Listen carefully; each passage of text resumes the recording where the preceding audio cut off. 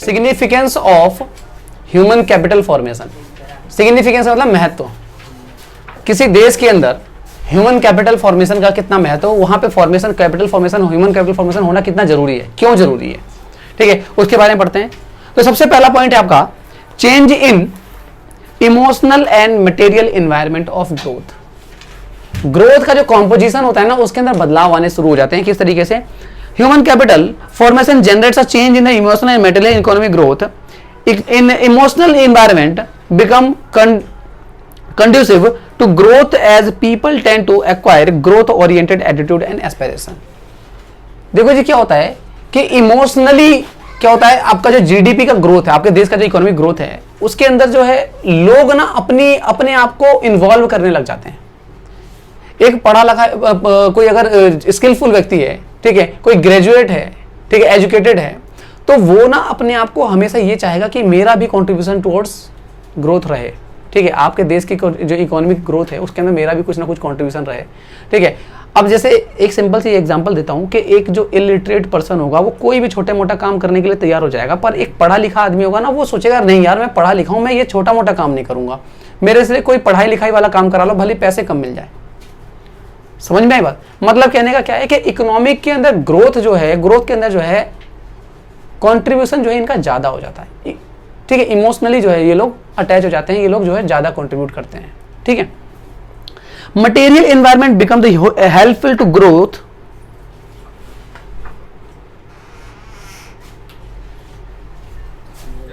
Class हाँ late से पता चला था, और लगता है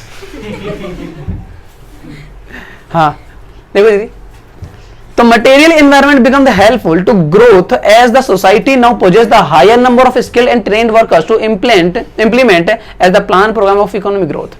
material environment जो है वो helpful हो जाता है ज्यादा से ज्यादा नंबर ऑफ कहते हैं ह्यूमन कैपिटल फॉर्मेशन के जो पीपल्स हैं उनको बढ़ाने में।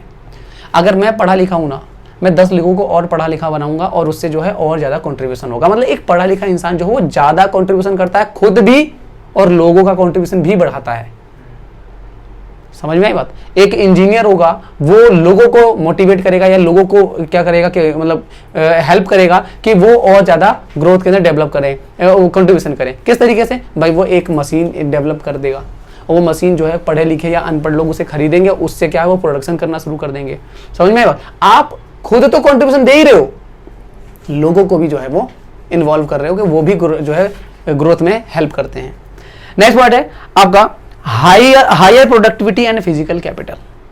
हायर प्रोडक्टिविटी, फिजिकल कैपिटल का हायर प्रोडक्टिविटी, एक पढ़ा लिखा इंसान जो होता है वो ज्यादा अच्छा काम कर पाता है, फिजिकल कैपिटल जो वो ज्यादा इफिशियंट हो जाती है इससे। Human capital formation in increase the productivity of physical capital referring to the output per unit capital. The specialized engineer, skilled worker can certainly handle a machine better than the others.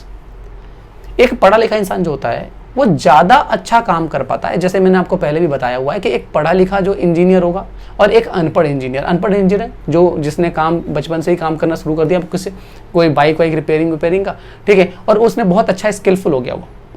और एक पढ़ा लिखा जो होगा वो ज्यादा अच्छा काम कर पाएगा। समझ में आई बात? अगर किसी और को समझाना है तो वो ज्यादा टेक्निकल वे में समझा पाएगा उसको।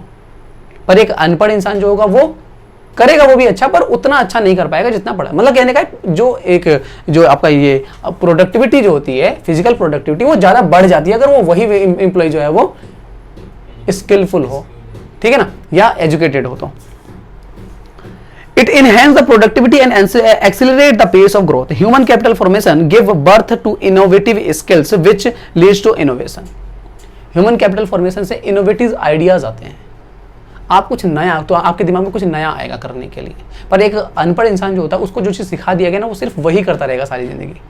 और एक पढ़ा लिखा बार बार नई चीज़ों को डेवलप करने की कोशिश करेगा। समझ में? एक तरीके से ये समझ कर सकते हो कि इन्वेंशन करना कुछ, या कोई इनोवेशन करना, किसी कार्य को नए तरीके से करना, ठीक है जी। The possibilities of innovation, invention and technical improvement in the areas of the production are relatively activities. These are the lifeline of the growth we all know. और ये जो है लाइफलाइन है किसी भी देश के ग्रोथ के लिए, ठीक है। अगर आप इनोवेटिव हो, अगर आप क्रिएटिव हो, आप नई नई चीज़ों को ढूंढने या नई नई चीज़ों को ईजाद करने की क्षमता रखते हो, तो इससे सबसे ज़्यादा ग्रोथ होती है। ठीक है, जैसे कि मान के चले एक गन्ने का जूस निकालने वाला जो व्यक्ति है, जो सेलर है, ठीक है, वो प्रोडक्टिविटी के अंदर वो जीडीपी के अंदर कंट्रीब्यूशन दे रहा है अपना ग्रोथ के अंदर। ऑब्वियसली बात है, कुछ ना कुछ तो वो कह रहे हैं, कहते हैं वैल्यू एडेड तो कर ही रहा है, वैल्यू एडिशन कर रहा है ना।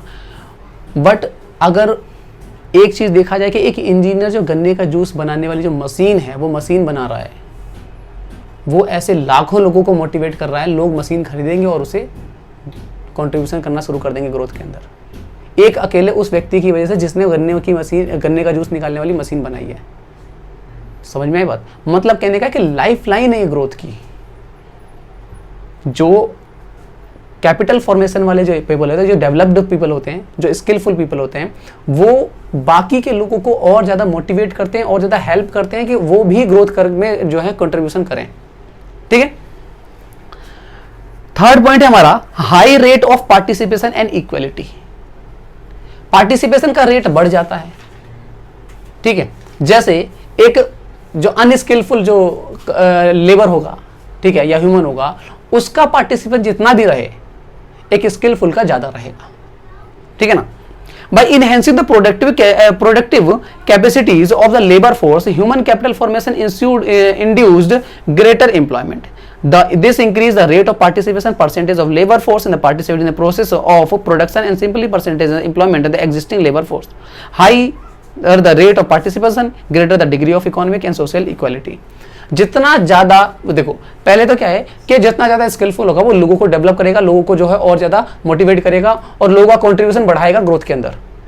और कॉन्ट्रीब्यूशन बढ़ाने से, पार्टिसिपेशन बढ़ने से क्या होगा कि अमीरी गरीबी का जो डिफरेंस है वो थोड़ा कम होगा।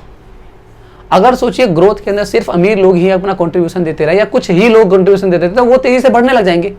पर जो कंट्रीब्यूशन नहीं दे रहा है, इसका मतलब क्या, काम नहीं कर रहा है, तो वो गरीब रहता रह जाएगा, तो अमीरी गरीबी का डिफरेंस बढ़ने लग जाएगा। ठीक है, तो इससे क्या होता है कि अगर ह्यूमन कैपिटल फॉर्मेशन हो रहा है तो क्या होगा कि आपके देश के अंदर जो है इक्विटी आएगी, इक्वालिटी आएगी। आई बात समझ?